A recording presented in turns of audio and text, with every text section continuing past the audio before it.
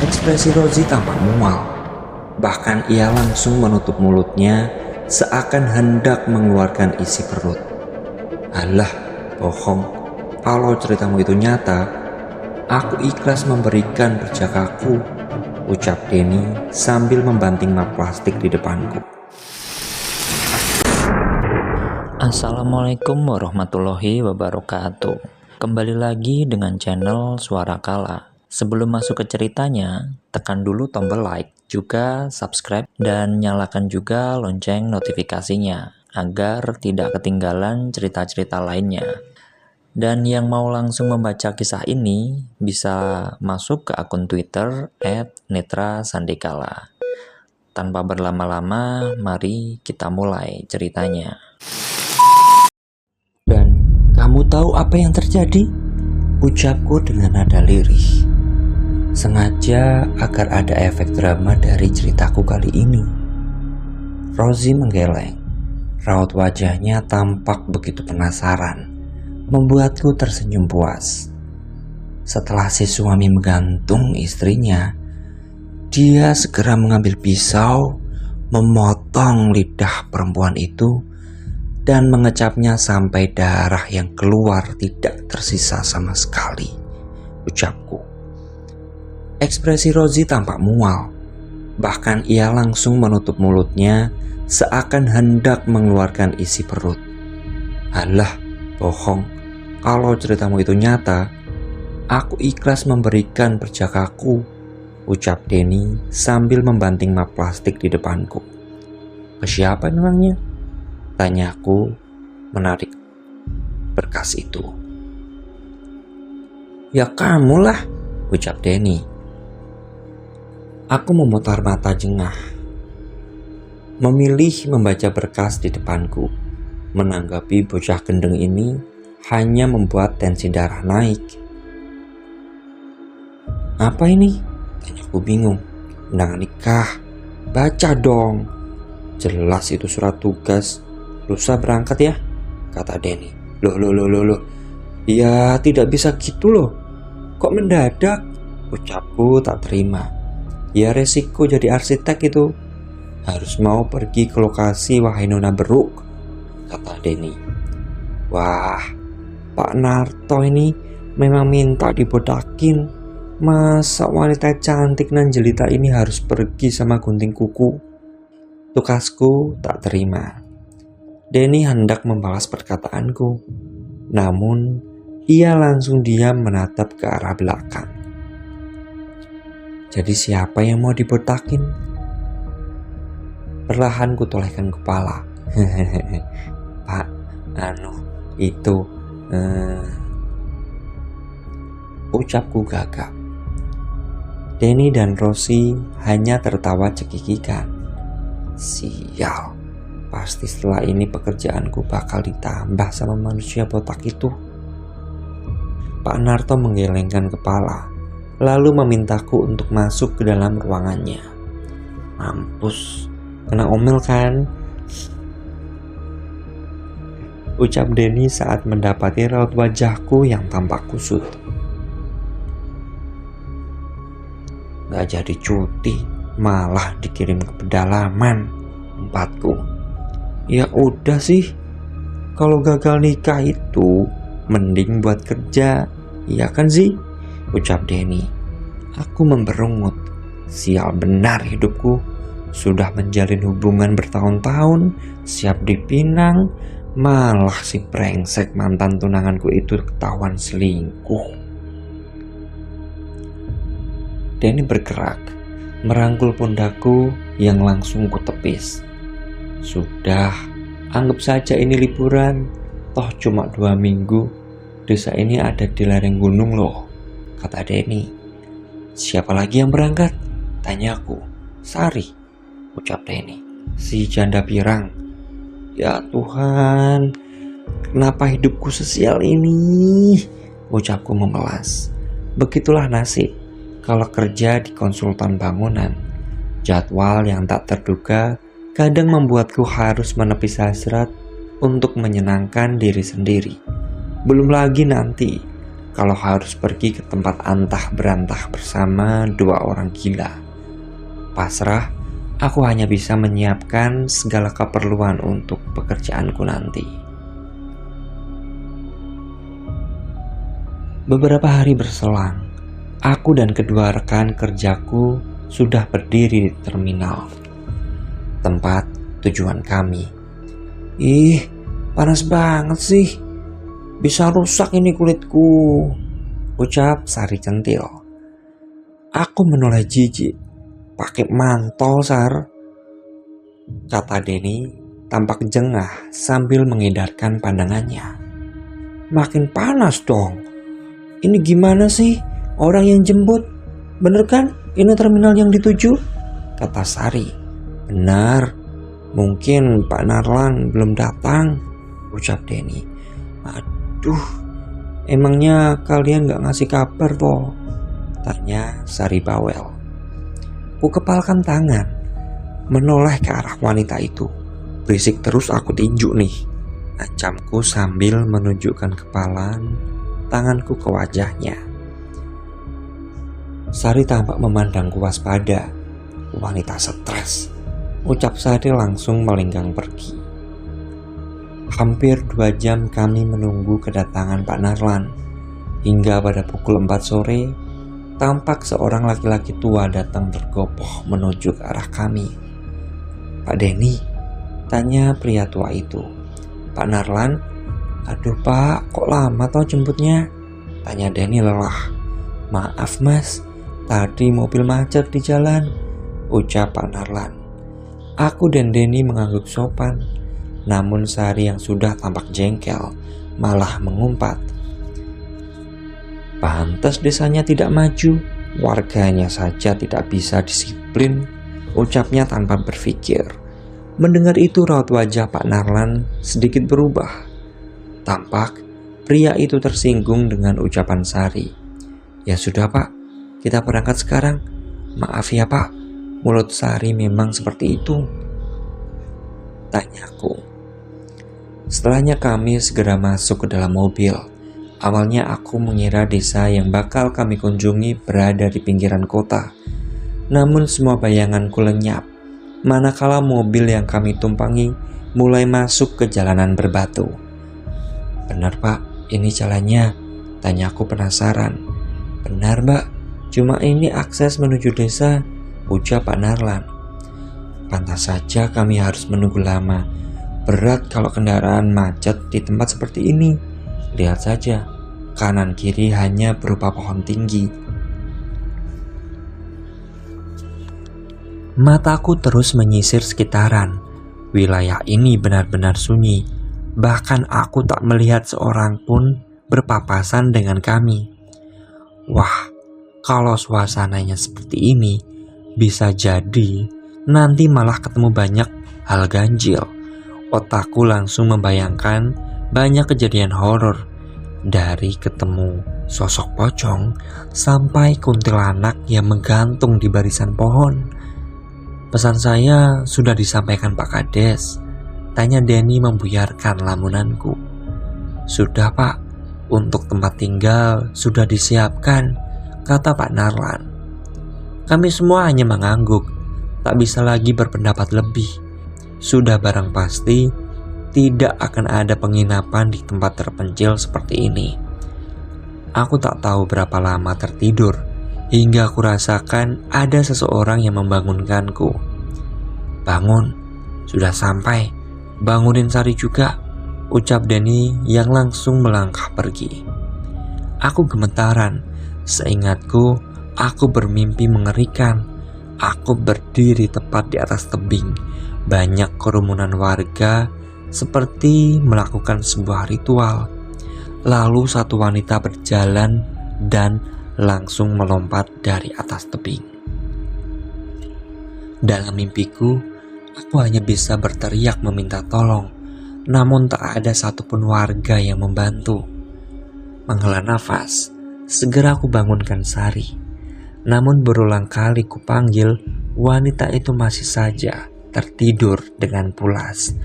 Jengkel, ku bekap saja hidungnya yang pesek itu. maling, maling, maling!" teriak Sari panik. Sedang aku sendiri gelagapan dengan teriakannya. Bangun!" bentakku jengkel. Sari menolehkan kepala panik. "Loh, udah sampai?" tanya Sari bingung. Tak ku tanggapi. Segera keluar mobil, menyusul Denny yang sudah berdiri di depan teras rumah Pak Kades. Tampak suasana desa itu begitu asri. Banyak pohon menjulang. Bahkan jarak satu rumah dengan lainnya masih berjauhan. Timbul rasa penasaran. Aku berjalan ke arah samping.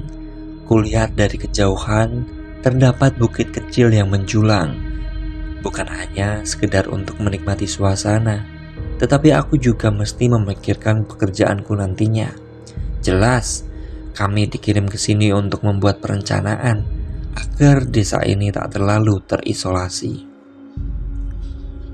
Terus aku melangkah, mengambil beberapa foto untuk dokumentasi, hingga aku melihat sebuah bangunan kecil.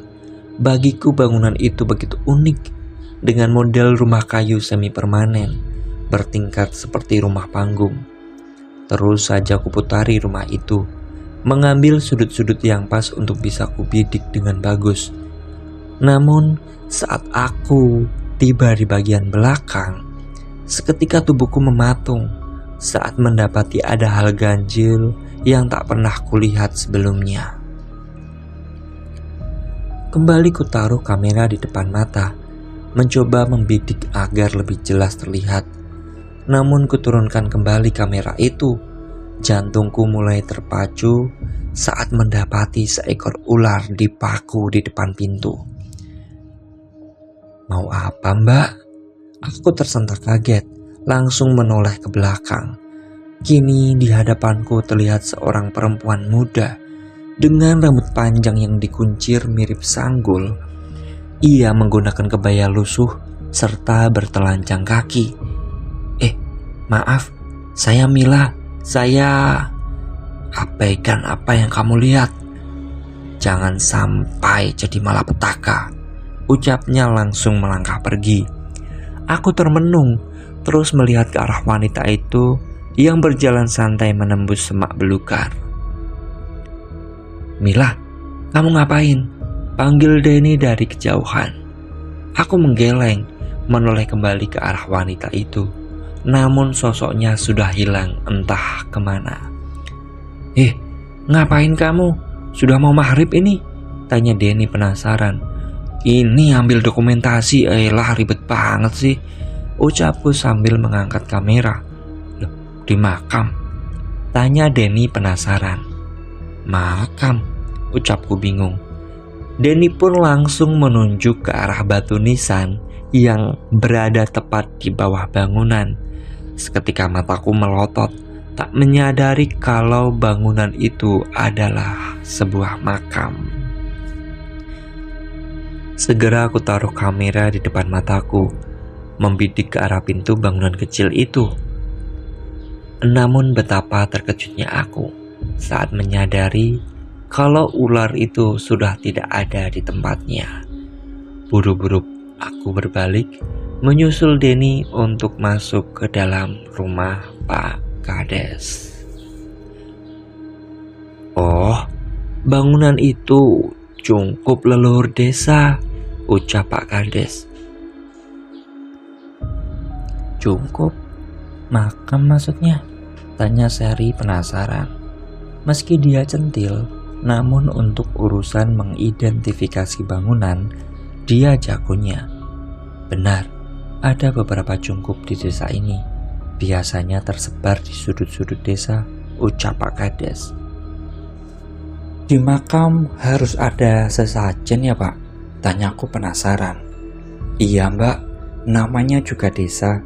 Adat istiadat serta kebudayaan warisan leluhur harus dilestarikan toh," ucap Pak Kades.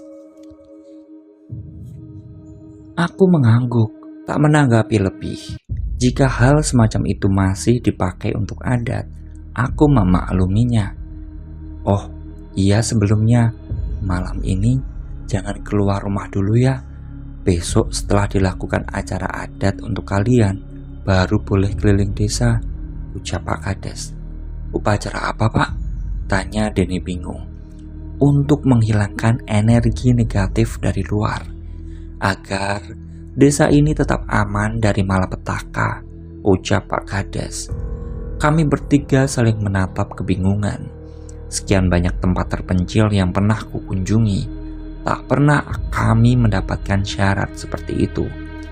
Mari saya antarkan ke rumah yang bakal digunakan untuk kalian istirahat, ucap Pak Kades. Ucap Pak Kades bangkit berdiri. Loh, kita tidak tinggal di sini, Pak? Tanya Sari. Boten, Mbak. Tidak, Mbak. Sudah kami siapkan bangunan tidak jauh dari Cungkup itu tadi, ucap Pak Kades.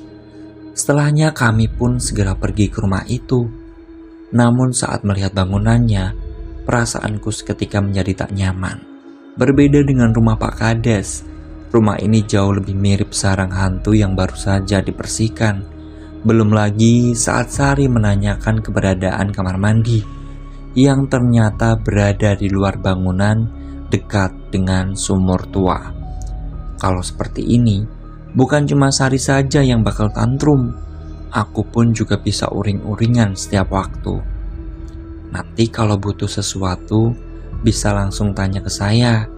Karena tidak ada mobil jemputan lagi, jadi saya harap semua keperluan sudah dibawa. Dan jangan lupa, di desa ini setelah jam 8 malam harus berada di dalam rumah ya, ucap Pak Kades. Kami hanya menganggukkan kepala, berusaha bersyukur masih ada tempat untuk tidur. Tapi anehnya, kenapa kami dilarang untuk pergi selepas pukul 8 malam? Setelah itu Pak Kades pamit untuk pulang. Ini cuma ada 2 kamar nih. Kalian mau pakai yang mana? Tanya Denny. Kutolehkan kepala ke arah Sari. Dia pun juga sedang melihatku. Tidur bareng dia. Ogah, bisa ketularan jelek, ucap Sari. Hah? Jelek? Siapa yang dimaksud jelek? Lah, daripada dia body krempeng, rambut dicat warna coklat, belum lagi bedaknya yang super tebal. Ngaca lu badut, balasku. Sari menggeram, melenggang pergi sambil menghentakkan kakinya ke lantai berulang kali. Sudah, pusing aku 2 minggu bakal tinggal bareng sama kuntilanak kembar, ucap Denny langsung masuk ke kamar belakang. Sedang aku mau tidak mau masuk ke kamar satunya bersama Sari. Malam pun menjelang. Kami semua sedang sibuk mempersiapkan bahan-bahan yang bakal kami gunakan untuk pemetaan wilayah esok hari. Ini lokasinya di mana? Tanyaku kepada Denny. Sisi timur bukit, jawab Denny sekilas menatap layar laptopku yang langsung kembali ke posisinya.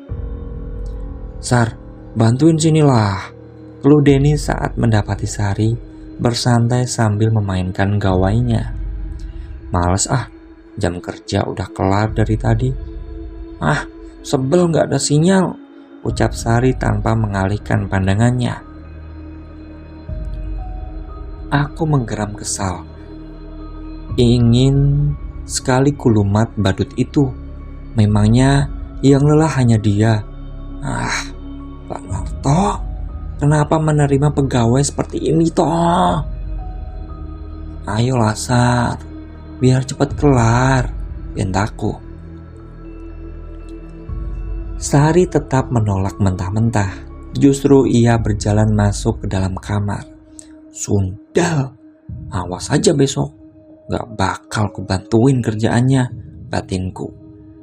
Besok kita tinggal di hutan saja, si janda pirang itu, umpatku.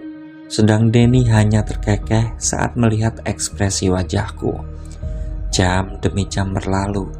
Suasana semakin terasa sunyi. Aku yang terbiasa dengan keramaian menjadi sedikit waspada.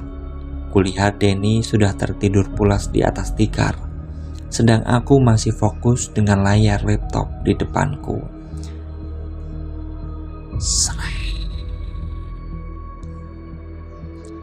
Kutolekan kepala ke arah samping, memandang sejenak ke arah pintu belakang dekat dengan dapur.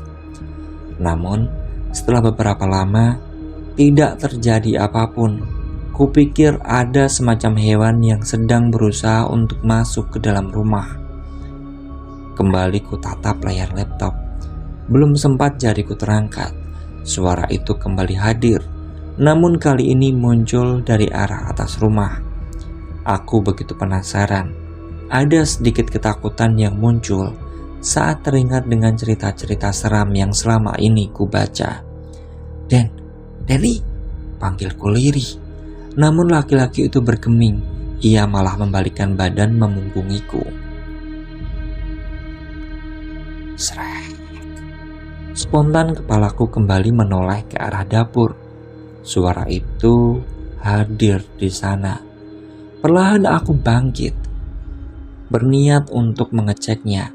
Takut jika suara itu berasal dari hewan buas. Kuintip dari celah dinding kayu yang terlihat hanya kegelapan malam. Mataku terus menyisir sekitaran. Ngapain, Mil? Ucap Denny sambil menepuk bahuku pelan. Aku menjerit, hampir memukul laki-laki bodoh itu. Tenang dong, ngapain sih? Tanya Denny sambil membuka pintu belakang. Kepala Denny melongok mencari sesuatu yang tadi kuperhatikan. Ada setan lagi? Tanya Denny. Aku menggeleng. Suara hewan, ucapku. Denny hanya mengangguk. Lantas ia keluar rumah. Loh, mau kemana? Tanyaku. Kencing, ucap Denny sambil terus melangkah. Ikut, kataku mengekor di belakangnya. Dari sini aku sekarang paham kenapa Pak Kades meminta kami untuk tidak keluar malam. Lihat saja sekarang, bahkan untuk melihat jalanan saja aku tak bisa. Buruan, malah ngelamun, pinta Denny. Kusipitkan mata memandang ke arah Denny dengan perasaan curiga. Mau ngintip ya? Tanyaku.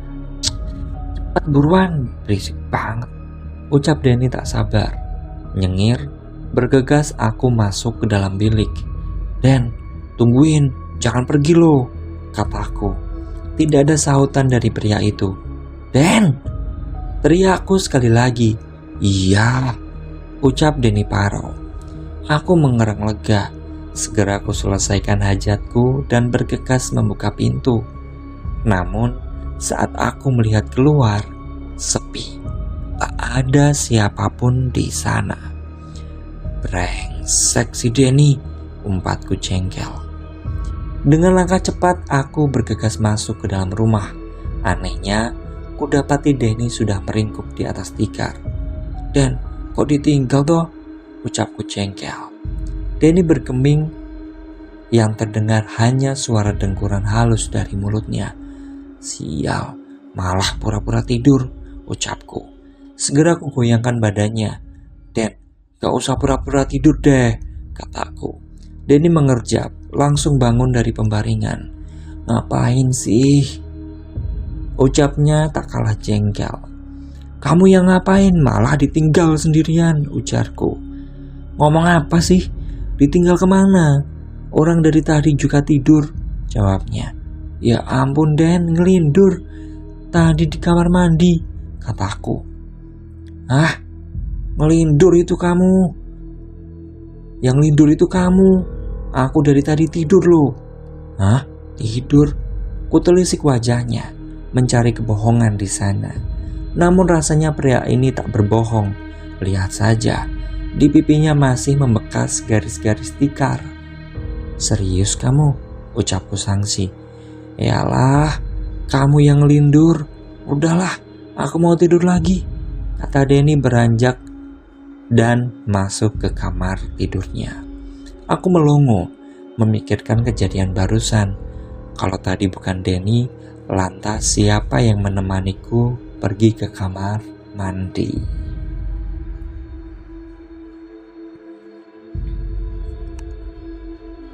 Paginya, aku memeriksa kembali sekitaran kamar mandi. Sebetulnya tempat itu indah, tapi kenapa saat malam hari rasanya begitu mencekam? Kulongokkan kepala ke arah sumur, begitu dalam dan gelap. Aku tak bisa membayangkan kalau harus menimba air malam-malam. Bagaimana kalau sewaktu menimba bukan air yang kudapat, malah kepala manusia? Lagi ngapain sih? Ucap Denny sambil menepuk pundakku. Teriakku saat hampir masuk ke dalam sumur. Tawa Denny menggelegar sambil menarik tubuhku menjauh dari sumur. Wasem, ngapain sih ngagetin? Ucapku sambil melotot. Lah, Anda yang ngapain? Pagi-pagi udah mau bunuh diri. Minimal itu mandi dulu, ucap Denny. Bentakku jengkel. Bergegas pergi dari tempat itu. Sehari saja tidak bisakah si idiot Denny ini tidak menggangguku?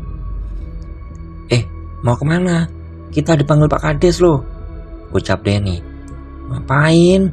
Tanyaku bingung. Jika sesuai jadwal, seharusnya kunjungan ke desa kami lakukan esok hari setelah ada ritual atau apalah itu. Entah, sarapan mungkin. Buruan mandi, si Sari sudah dandan heboh loh, kata Denny langsung masuk ke kamar mandi. Kudecakkan lidah. Rencana hari ini aku mau sedikit bersantai sambil memotret lingkungan sekitar. Setibanya di rumah Pak Kades, kami langsung disuguhi berbagai macam masakan. Dengan lahap, ku coba semua menu yang disediakan. Lapar, ucap Sari risih saat melihat makanan di piringku. Rezeki itu jangan ditolak, ucapku. Sedang Pak Kades justru gembira dengan porsiku yang luar biasa. Jadi ada apa Pak? Kami diminta ke sini, tanya Denny. Oh, itu hari ini di lapangan desa ada semacam kegiatan adat. Sekalian kita langsungkan ritual untuk kedatangan kalian ya.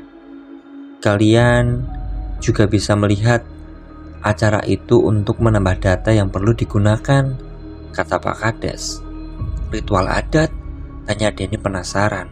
Betul, sebetulnya ritual ini dikhususkan untuk warga desa saja, semacam bentuk syukur atas hasil panen.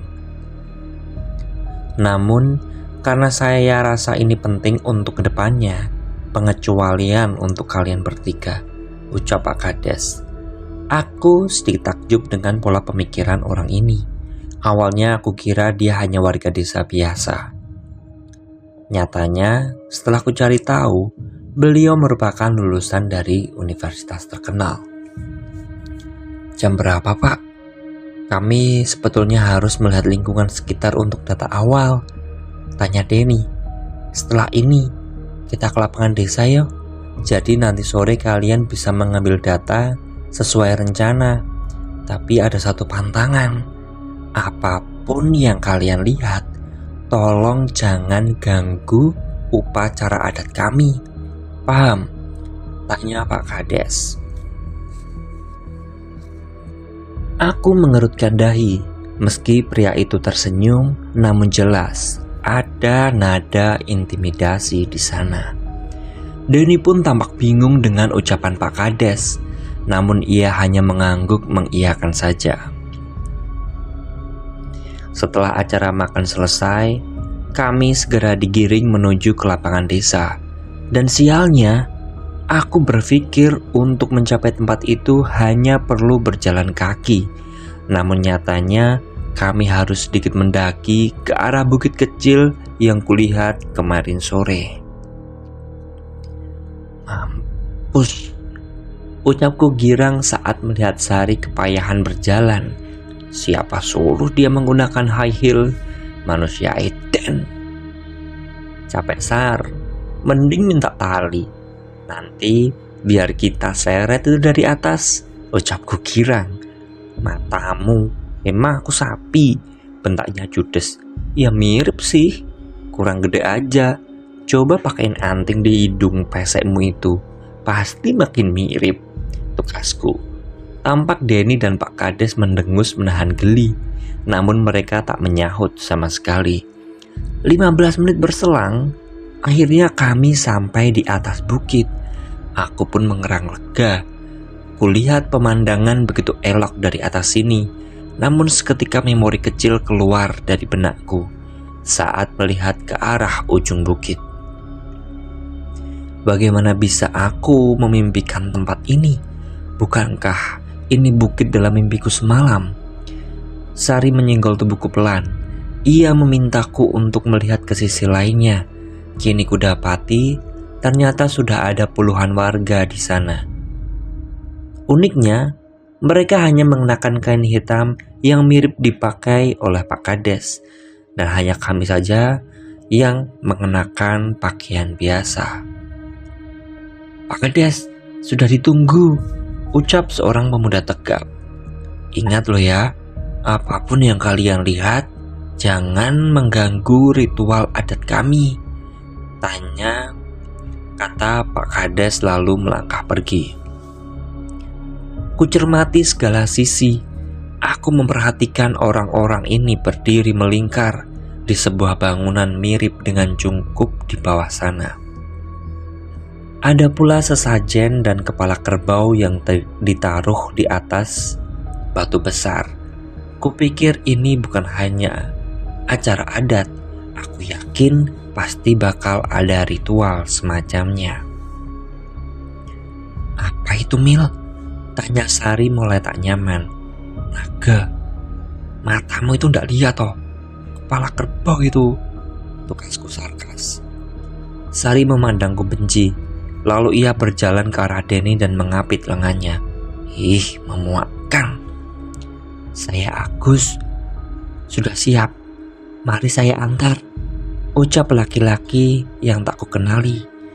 Ternyata kami sudah disediakan tempat di antara orang-orang yang berbaju hitam. Setelahnya kami diminta untuk duduk di 3 bangku kayu yang disusun berjajar. Monggo, diminum dulu. Setelah itu tunggu tetua desa ya, ucap Agus sambil menyerahkan segelas air untuk kami. Beberapa saat kemudian, tring, terdengar suara dentingan lonceng. Terlihat orang tua yang sudah begitu sepuh berjalan ke arah kami. Tring. Aku tersentak saat mencium aroma dupa yang begitu kuat. Kutolehkan kepala ke belakang. Ternyata ada seseorang yang sedang menghidupkan dupa di atas kepala kami. Aku hendak pergi, tak suka dengan bau-bauan ini. Tring. Orang tua rentan itu sudah berada di depan kami. Aku tak tahu apa yang bakal dilakukannya. Ia terus memutar-mutarkan lonceng di atas kepala dengan menggunakan bahasa yang tak kukenali. Sesaat kukira hanya seperti itu saja, namun pria tua itu melambai. Kemudian datang laki-laki yang kutahu itu adalah Agus, membawa tampah berisikan sesajen. Aku menyenggol lengan Denny pelan, namun laki-laki itu hanya menggeleng kecil, memintaku untuk diam. Kemudian pria tua itu mengambil segenggam bunga tabur, lalu dengan kerasnya melempar ke arah wajah kami satu persatu. Aku pun tersentak saat merasakan ada aliran air menetes di kepalaku. Aku tahu ada yang mengguyurkan air bunga. Lalu pria tua itu mengambil ayam cemani. Tanpa kuduga, ia langsung menggorok leher binatang itu dan meneteskan darahnya tepat ke mulutnya. Sial, ritual apa sih ini? Kenapa begitu menjijikkan? Belum sempat aku berhenti berpikir, pria tua di depanku tampak mengejang. Bola matanya tertarik ke atas. Buang apa yang dibawa kalau tidak mau cilaka, ucapnya parau dan berlalu pergi. Aku begitu kebingungan menatap kedua temanku. Namun tampaknya mereka pun merasakan hal yang sama. "Kalian bawa apa?" tanyaku lirih. "Nyawang," ucap Denny. "Make up," kata Sari. Aku terkekeh, heran sekali. Kenapa ada ritual aneh bin mengerikan seperti ini? Rasanya aku benar-benar masuk ke cerita horor yang sering kubaca. Setelahnya kami diminta untuk mundur. "Sekarang kalian sudah diizinkan untuk berinteraksi dengan warga desa. Ritual tadi digunakan untuk menghilangkan pengaruh buruk dari luar," kata Pak Kades saat melihat raut wajah kami yang begitu kebingungan. "Setelah ini, ritual adat bakal dimulai. Kalian bisa ganti baju yang sudah disediakan," ucap Pak Kades sambil memberikan 3 kain hitam untuk kami pakai. Dan beberapa saat kemudian, ritual adat pun dimulai. Tring! Satu orang penari muncul. Dia tidak menggunakan pakaian hitam seperti lainnya, melainkan berdandan layaknya seorang putri. Aku begitu familiar dengan wajah rupawan itu. Namun aku tak bisa mengingat di mana aku bertemu dengannya. Tring!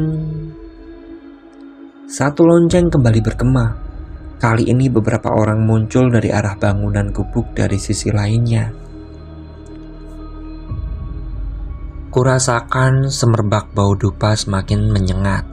Aku berulang kali menggeleng, menahan rasa sakit di kepala. Sekilas aku tersenyum melihat ritual adat ini. Namun semuanya berubah. Penari perempuan mulai melenggok anggun.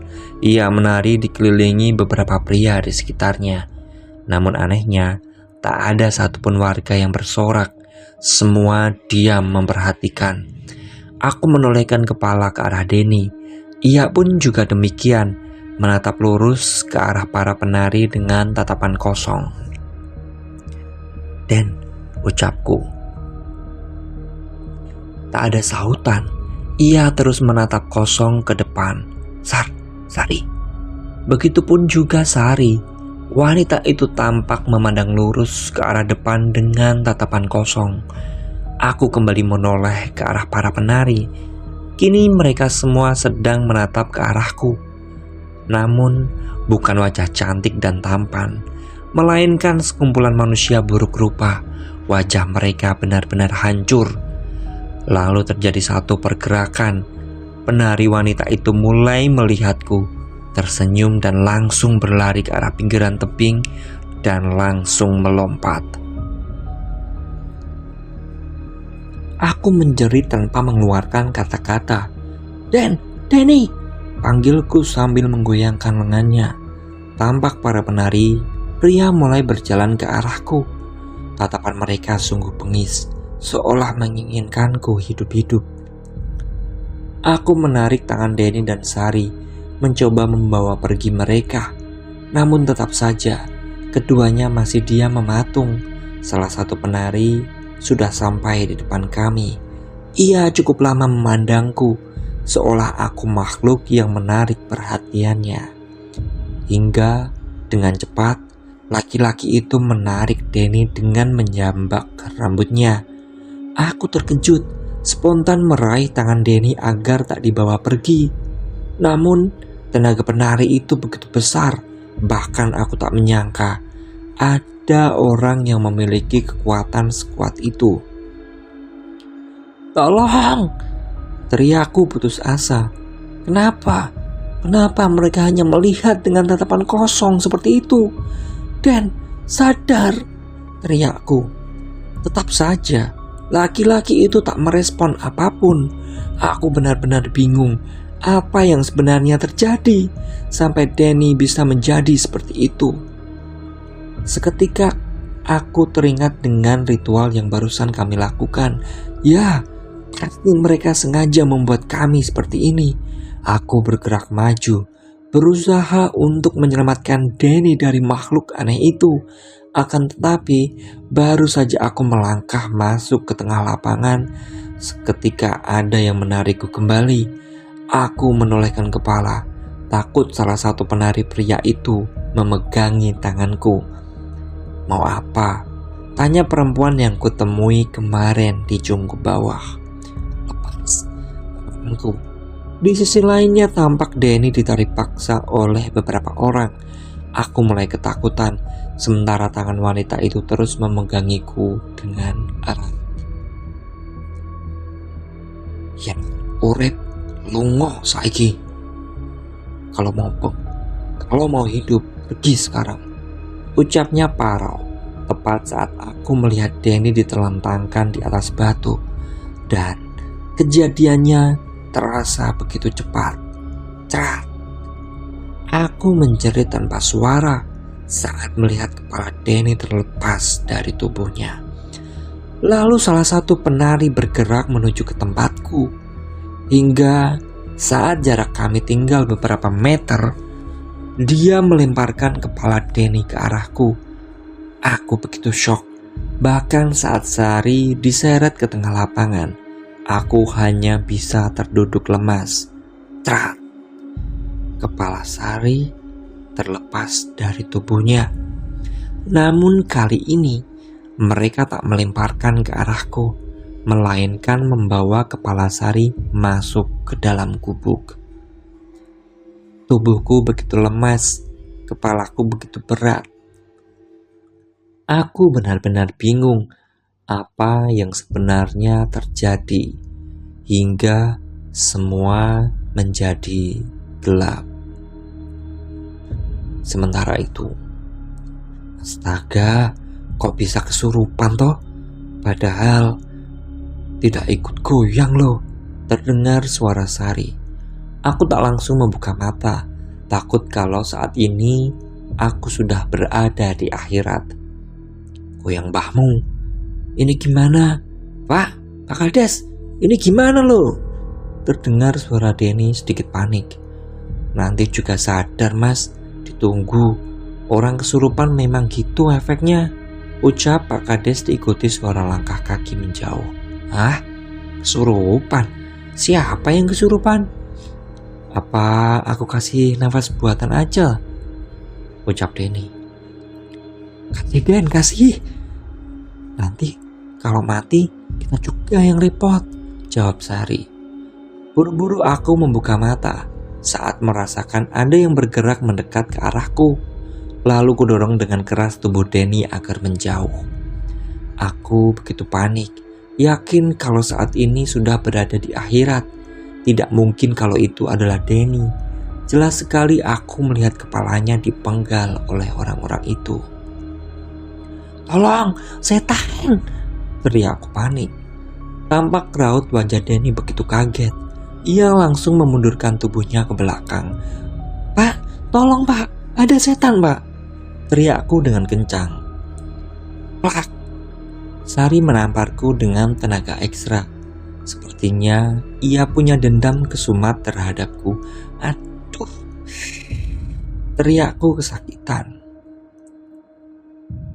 "Sudah sadar?" tanya Sari puas. "Sari?" ucapku bingung. Lalu perlahan kupegang kepala Sari. Kutelungkupkan tangan di kedua pipinya. Beberapa saat kami saling pandang. Lalu dengan keras kutarik kepalanya ke atas untuk memastikan apakah benar sosok yang ada di depanku ini manusia atau dedemit jadi-jadian.